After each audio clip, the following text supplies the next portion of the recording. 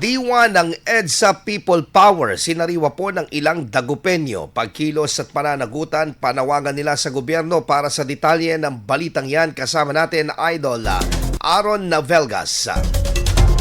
104.7 IFM Report. 40 taon nang nakalilipas mula nang maganap ang EDSA People Power Revolution. Isa ito sa mga makasaysayang sandali na nagpakita sa pagkakaisa ng masang Pilipino. Matapos ang 40 taon, ano na nga ba ang kahulugan o diwa ng EDSA para sa mga Pilipino? Sa Dagupan City, naabutan namin si Nanay Elvira na katatapos lamang mamalengke. Aniya, ang EDSA ay simbolo ng pagkakaisa para ipaglaban ang karapatan ng mga Pilipino. At kasabay ng pag-alala sa anibersaryo nito, ang panawagan niya sa gobyerno.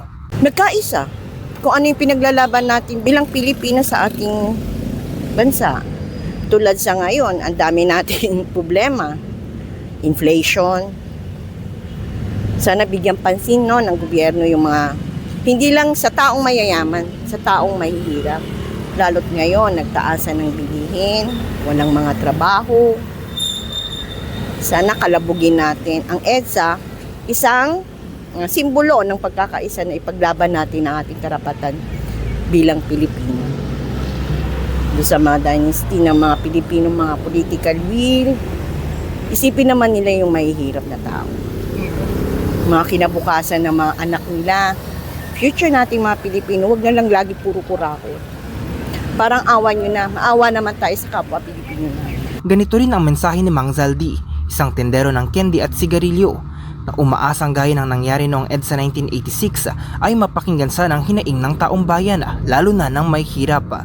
Dapat sana sa mensahe, yung mga nasa kaukulan dapat, hindi yung sa kanila lang nakalaan, yung dapat para sa mga ibang tao. Para yung mga ibang tao may naghihirap, matulungan nila, hindi yung naghihirap na nga, kaya lang hindi pa sila matulungan.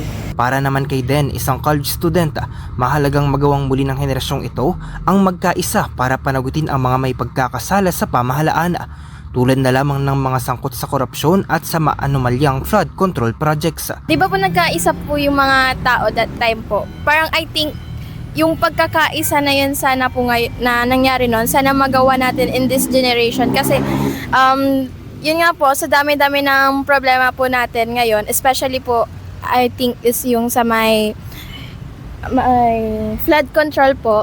Kasi as of the moment po, parang hindi ko naman po sinasabing na pera na siya, pero parang hindi po kasi enough yung mga nakulong.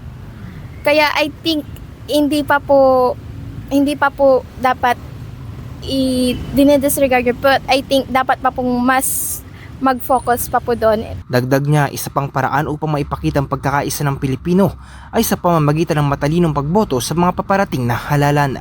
Hanggang sa ngayon, buhay pa rin ang diwa ng EDSA. Hindi man araw-araw sa kalsada, ngunit nakikita sa sama-samang pagkilos ng masang Pilipino para sa tama. Kasama mo sa IFM News Dagupan, Idol Aaron Navelgas, Tatak IFM. IFM News. IFM News. IFM News.